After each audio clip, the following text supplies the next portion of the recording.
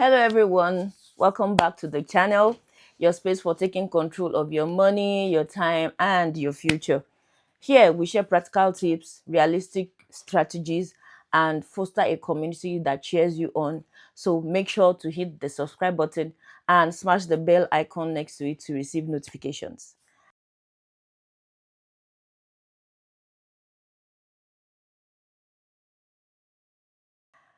Life is unpredictable. One minute everything is fine and rosy, and then the next you're facing a job loss, a medical emergency, or rising inflation eating away at your savings. It's scary. It can be very scary. I've been there and I know how it can feel. But here is the crucial part. It doesn't have to be financially devastating. Today, I'm sharing the essential strategies you need to financially protect yourself and your family before a crisis hits. This isn't about fear, it's simply about preparation and peace of mind. Our first and arguably most critical pillar of financial protection is to build a robust emergency fund.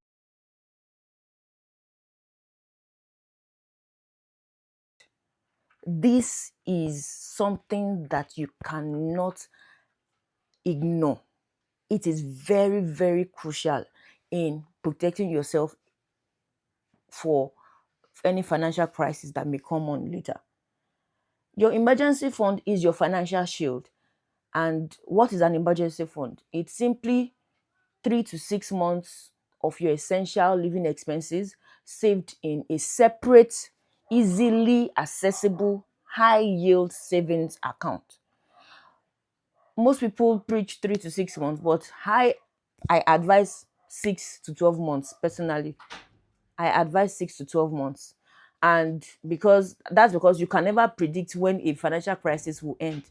A financial crisis that you think will take just 3 months might end up taking 6 months, might end up taking 12 months before you are able to pull out of it. So the general advice is 3 to 6 months, but I advise 6 to 12 months. So build a robust emergency fund that has 6 to 12 months of your essential living expenses saved in a high yield savings account. Make sure that you have that money in a separate account, not in your checking account, not in your investment account. Your emergency fund is not money for investment. It is your shield when an emergency hits. It's different from your investment fund. So save it separately. It's just pure cash stashed away as a shield for the day an emergency comes knocking. So please save it in a separate account, a high yield savings account. How do you build your emergency fund very fast? The first step is to automate your emergency fund savings. Set up regular transfers from your checking or salary account to your emergency fund account. Automate it so that it doesn't depend on you remembering to do that transfer. So automate it on a particular day of the month at a particular time and a particular amount. It's just deducted straight from your checking or salary account into your emergency fund. So automate it. Another step is to ruthlessly cut down on discretionary spending until your emergency fund account is fully funded. Consider a temporary side hustle to accelerate it. And this is very crucial because it's your buffer for a job loss, an unexpected medical bill, or a major car repair. You can never tell when an emergency will come up. So having your emergency fund account fully funded, it prevents you from going into debt when life throws a curveball at you. I discussed emergency fund in great detail in a previous video on the channel. I'll leave the link to it on this video so that you can catch up on it and learn all about it in details. Pillar number 2 is asset protection. This is very, very important, just as your emergency fund. Under asset protection, you need to get adequate insurance coverage. This is often overlooked until it's too late. Most people overlook it, especially in Africa, where insurance is really not a big deal for individuals. But overseas, it's something that you cannot do with. You can't do without. You cannot be driving a car that doesn't have insurance. You need health insurance if you are living abroad, definitely. But in Africa, we don't really pursue insurance except until it's too late. So get adequate insurance coverage. This is often overlooked, like I said earlier, until it's too late. But an insurance, I know that insurance isn't a fun expense. Yes, I know, but it protects you against catastrophic financial loss. We're talking about health insurance, car insurance, home or renters insurance, disability insurance, and potentially life insurance too. A crisis is hard enough, so you don't want surprise bills on top of it to make it even harder. Remember to review your policies annually. Do you understand your deductibles and coverage limits? Do you know what is not covered? Do you know what exactly is covered? There are some health insurances that don't cover some things that you ordinarily would think it will cover. So health insurance, your car insurance, your home insurance, every one of them, check the deductibles, be sure of what exactly it covers, and be sure of what is not covered under that policy. One major illness or accident without proper insurance can wipe out an entire life savings and more. So think of insurance as buying your peace of mind, and it's there for when disaster strikes. Yes, we all say God forbid, but God forbid, but life permits in some situations. Our third strategy is to diversify your income streams or prepare for job loss.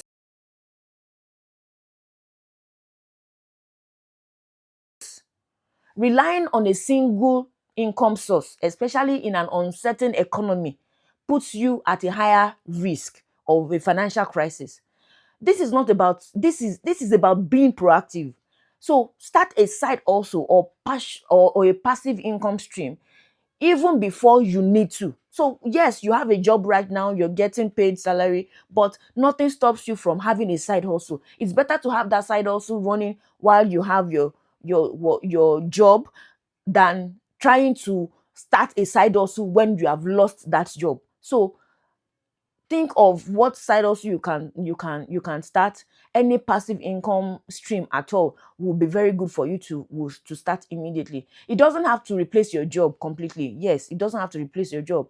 It's just something that can cushion you if things go south. Proactively focus on developing in demand skills, building a strong professional network, and exploring potential side hustles. For instance, you can learn how to be an executive assistant, a virtual executive assistant. You can learn how to edit videos.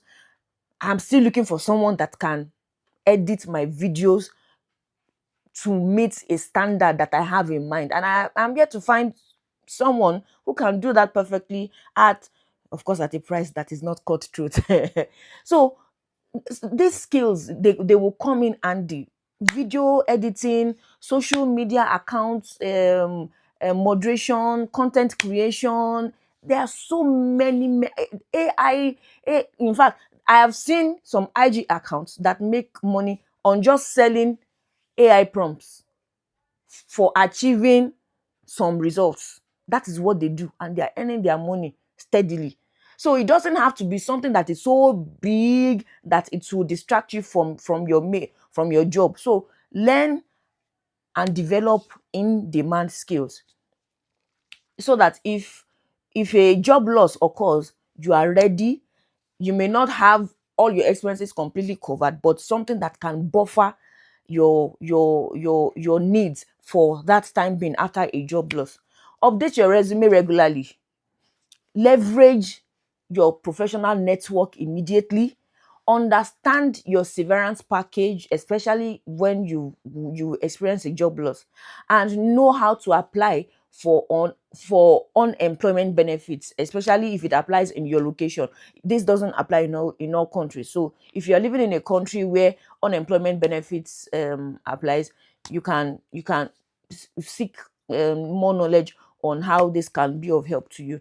And then also, having multiple ways to earn, even small ones, it can significantly reduce your vulnerability to a financial crisis. Pillar number 4 is debt management and minimization.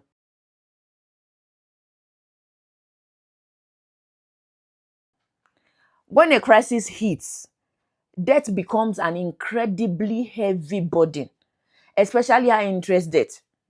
High interest debt like credit card debt or personal loans can quickly spiral out of control if your income is suddenly disrupted. So focus on paying down high interest debt before a crisis occurs. Utilize methods like the debt snowball or avalanche. And during a crisis, the goal is to avoid taking on new debt at all costs. So if to avoid taking on new debt, you need your emergency fund. You need something to fall back on. When people don't have an emergency fund, that is where they go scrambling for loans from friends and family, and then while in a crisis, they fall into debt or fall deeper into debt. So it's in your own interest to pay off every debt that you have while you are not in a financial crisis, so that in the eventuality that a financial crisis occurs, you have something to fall back on and you don't need to go into debt immediately just to survive. So if you already have a significant debt, talk to your creditors early if you anticipate payment issues. It is better to be upfront to your creditors than to be dodging your creditors or trying to be sneaky about your debt. So if you already have a significant debt, talk to your creditors early if you anticipate that you may not be able to pay your debt as at the time it is due. Reducing your financial obligations now makes you much more resilient later. So reduce your financial obligations now and you will be much more resilient later, especially if a crisis comes knocking on your door. Our 5th key strategy is inflation proofing your finances where possible.